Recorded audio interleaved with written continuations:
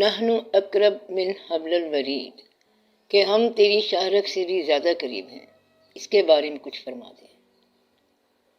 یہ بات تو بعد میں کریں گے، آپ کو دعوت خیال دے رہا ہوں کہ اللہ کریم جس نے کلام نازل فرمایا جو رحمتوں والا ہے، نور والا ہے، کہیں تو وہ اپنی ذات کو سنگولر کہتا ہے کہ میں نے تمہارے لیے یہ پیدا کیا، میں نے تمہیں تخلیق کیا۔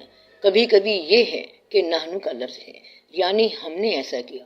ایک تو وہ مالک ہے، اسے زیب دیتا ہے، جمع کا صیغہ، اور کبھی کبھی جمع کے صیغے میں راز بھی ہے۔ جب راز ہو تو راز کا بھی خیال رکھو کہ یہ امکان ہے کہ نحن میں ایک سے زیادہ ہو سکتے ہیں، دو ہو سکتے ہیں، بس اتنی سی بات ہے، اس کا خیال رکھا کرو۔ کہا یہ ہے کہ ہم تیری شاہرگ کے قریب ہیں، تو ہم کا معنی اللہ بھی ہو سکتا ہے، اور ساتھ ایک اور ذات بھی ہو سکتی ہے، نحن جو ہوا۔ نحن میں گنجائش تو ہے نا کہ ہم ہیں، اس کا مطلب ہے کہ یہ امکان ہو سکتا ہے، اور جب ایک ذات قریب ہو جائے تو دوسری خود بخود قریب ہے۔ اس لیے جب اللہ کچھ بات کہہ رہا ہے تو پھر آپ بات سمجھو کہ ایک ذات کے قریب ہو جاؤ تو دوسری خود بخود قریب ہے۔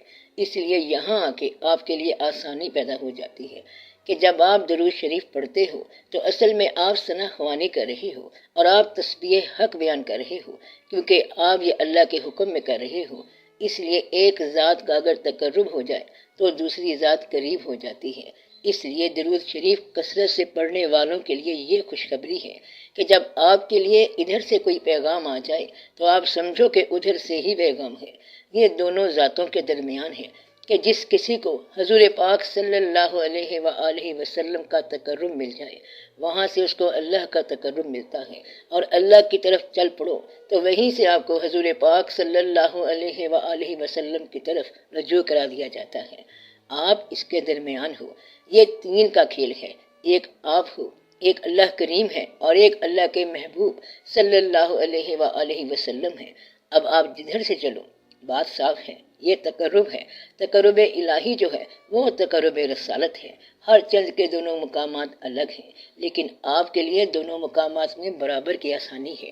اس لیے آپ ان باتوں پہ ذرا غور کرو، آپ اپنے آپ پہ غور کرو اور سوچو، جو چیز مشکل ہے اس کو آسانی سے کر جاؤ۔ آپ بھی تھوڑا سا خیال کرو، فرض کرو اللہ کریم نے آپ پر تھوڑی سی مشکل ڈال دی تو آپ برداشت ہی نہیں کرتے، اس سے رحمتیں تو مانگتے ہو، اس کی رحمتیں بے شمار ہیں، اور اگر کبھی تھوڑی سی تکلیف آ گئی ہے تو اس میں سٹ پٹانے کی کیا بات ہے؟ تکلیف کو یا پریشانی کو یا اس کی طرف سے واقعات میں جو الجھن آ رہی ہے اس کو حسن خیال کے ساتھ اور کھلے دل کے ساتھ برداشت کرنا بھی عبادت کا حصہ ہے۔ یہ سمجھنا کہ یہ بات اللہ کی طرف سے آئی ہے۔ آپ بات سمجھ رہے ہیں؟ یعنی کہ ناگوار کو گوارا کرنا بھی اللہ کے رستے والوں کے لیے عبادت کا حصہ ہے، کہ ناگوار کو ہم نے گوارا کیا۔ ناگوار کیا تھا؟ کہ اس کا سلوک ناگوار تھا۔ داتا صاحب رحمۃ اللہ فرماتے ہیں کہ ہم وہاں گئے، ایک مقام نہیں کھل رہا تھا، ایک آستانے پر گئے، وہاں ہم بیٹھے، دیکھتے کیا ہیں کہ وہاں جو دو چار صوفی بیٹھے تھے انہوں نے مجھے نہ پہچانا، میں نے ان کو پہچان لیا۔ خربوزے کھا کے وہ چھلکے میرے اوپر پھینکتے گئے اور مجھے مارتے گئے، خربوزہ نہیں کھلایا۔ افسوس بڑا ہوا، غصہ بڑا آیا، میں ان کا مقام جانتا تھا، میں انہیں پہچانتا تھا، وہ مجھے نہیں پہچانتے تھے۔ پوری بات یہ کہ میرا مقام ان سے بلند تھا، لیکن آپ نے ایسا کہا نہیں۔ پھر میں نے کہا کہ جس کے پاس میں آیا ہوں وہ جانے اور یہ جانے، یہ سلوک وہی کر رہا ہے میرے ساتھ جس کے پاس میں آیا بیٹھا ہوں، تو یہ گوارا کر۔ ہم نے کہا بسم اللہ، اس نے کہا ماشاءاللہ، تجھے بات سمجھاؤں۔ وہ جو تھا حجاب وہ سارا رخصت ہو گیا، بات سمجھ آ گئی۔ بات یہ ہے کہ اللہ کے سفر میں چلنے والوں کو راستے میں جو تکلیف آتی ہے یہ اللہ کی رحمت سمجھ کے برداشت کر جاتے ہیں، بس اتنی سی بات ہے کہ اس کو برداشت کر جاؤ۔ دنیا کے اندر انتقام بھی لو، بدلہ بھی لو، اور دنیا کے اندر حکم ہے کہ آپ آنکھ کے بدلے آنکھ نکالو، لیکن اللہ کا سفر کرنے والے، اللہ سے محبت کرنے والے دنیا کے اندر الجھتے نہیں ہیں۔ بس اس بازار میں کوئی گرمی نہیں ہوتی۔ ایک معمولی سی بات ہے، مثلا آپ کی فلائٹ ہے کل شام 7:30 بجے، اور 6:45 بجے کہیں آپ کا جھگڑا ہونے لگ جائے تو آپ جھگڑا نہیں کرو گے، کہو گے میں تو فلائٹ پہ جا رہا ہوں۔ اب آپ جھگڑا نہیں کرو گے کیونکہ اس فلائٹ کا پردیس میں کوئی محبوب انتظار کر رہا ہے، وہ کہتا ہے کہ اس وقت آپ سے معاملہ کرنا ضروری ہے، بولو اب کرنا چاہیے، کہتا ہے کہ اس وقت معافی دے، ہم جا رہے ہیں۔ جب آپ کسی اور کام کے لیے کمیٹڈ ہوں تو آپ راستے کا جھگڑا نہیں کرتے۔ گویا کہ جن لوگوں کو عظیم کارنامے کرنے ہیں، بڑی جنگ لڑنی ہے، واٹر لو کرنی ہے، وہ چھوٹا محاذ کبھی نہیں کھولتے۔ یہ کیا محاذ ہے کہ یہ تیری قبر اور وہ میری قبر، یہ کوئی محاذ ہے؟ اس لیے اگر محاذ بناؤ تو پھر ایک بناؤ۔ جب اللہ سے بات ہو رہی ہے تو درمیان میں یہ باتیں نہ کرو۔ لمبے سفر اور دور کے سفر پر جانے والے آپس میں درمیان میں الجھتے نہیں ہیں، درمیان میں الجھنے والے الہیات میں جاتے نہیں ہیں۔ یہ ناممکن ہے کہ دو آدمی آپس میں الجھ رہے ہوں، ایک دوسرے کے گریبان پکڑے ہوں اور اللہ دونوں پر رحم کر دے۔ یہ کیسے ہو؟ فساد کے لیے حکم ہے کہ فساد کو منع کیا گیا۔ فساد کا معنی ہے کہ تیرے دل میں فساد آ گیا، اس کے خلاف نفرت پیدا ہو گئی۔ اس لیے اپنے دل سے نفرت نکال اور اپنے لیے بخشش کا کوئی اہتمام کر۔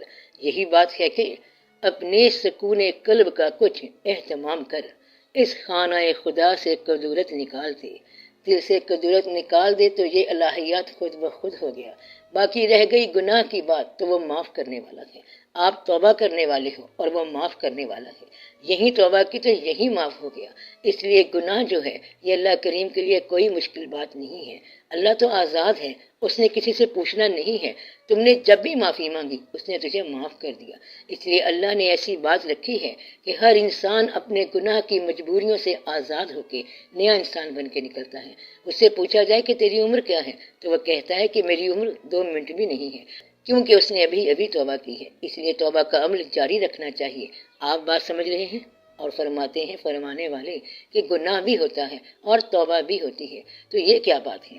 انہوں نے فرمایا کہ حالت گناہ میں نہ مرنا، کبھی توبہ کر کے مرنا۔ اس لیے ہر سانس میں توبہ جاری رکھنی چاہیے۔ اللہ والوں کے لیے سب سے بڑا گناہ یہ ہے کہ کسی کے خلاف نفرت رکھنا۔ نفرت نہ رکھو، اس نے کی تو زیادتی، لیکن جتنی زیادتی کی ہے اتنا ہی معاف کرنا تیرے لیے باعث فلاح ہے۔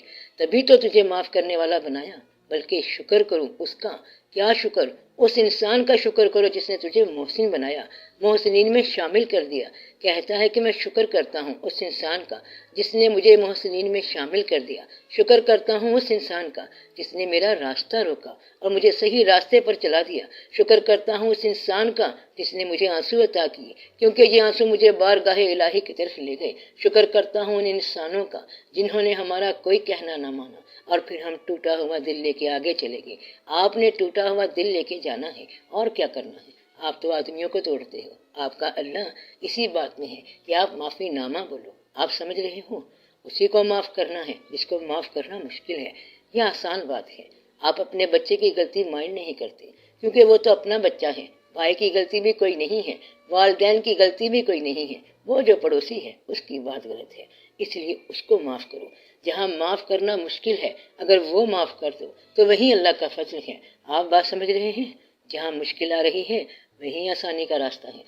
جب آپ دیکھو کہ یہاں بہت مشکل ہے تو آپ معافی دے کے آگے نکل جاؤ۔ اگر مال دیکھ رہے ہو تو مال کی تمنا چھوڑ کر آپ الہیات کی طرف چلے جاؤ۔ آپ اللہ کو جب یاد کرتے ہو تو یہ مان لو کہ اللہ تمہیں یاد کر رہا ہے۔ اللہ کہتا ہے کہ تم میرا ذکر کرو، میں تمہارا ذکر کرتا ہوں۔ یعنی کہ آپ اسی وقت اللہ کو یاد کرتے ہو جب اللہ آپ کو یاد کرے۔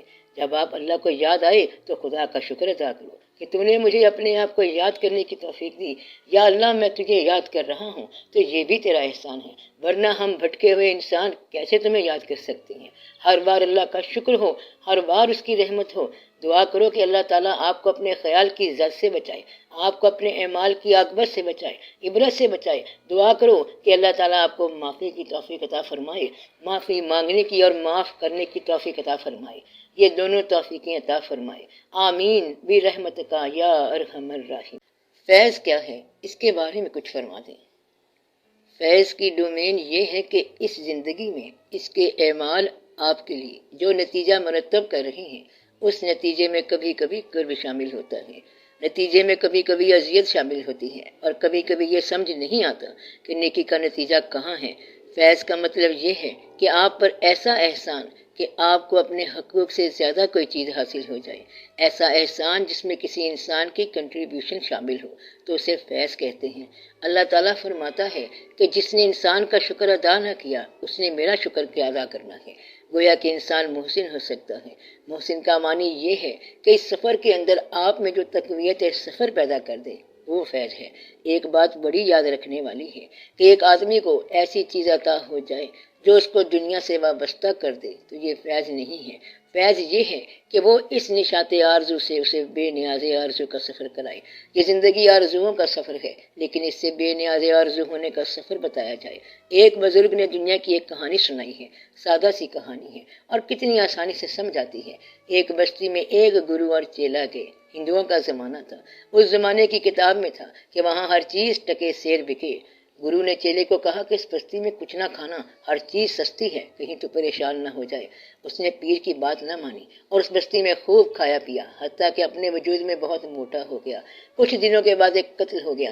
وہ اندھیر نگری تھی اور اس کا چوپٹ راجا تھا، تو راجا نے فیصلہ کیا کہ قاتل کو پھانسی لگاؤ۔ بندہ ذرا موٹا بن گیا، کھلا بن گیا۔ انہوں نے کہا کہ اس کو تو پورا نہیں آتا، یہ تو کھلا بن گیا۔ راجا نے کہا کہ جس کو پورا آتا ہے اس کو لگا دو۔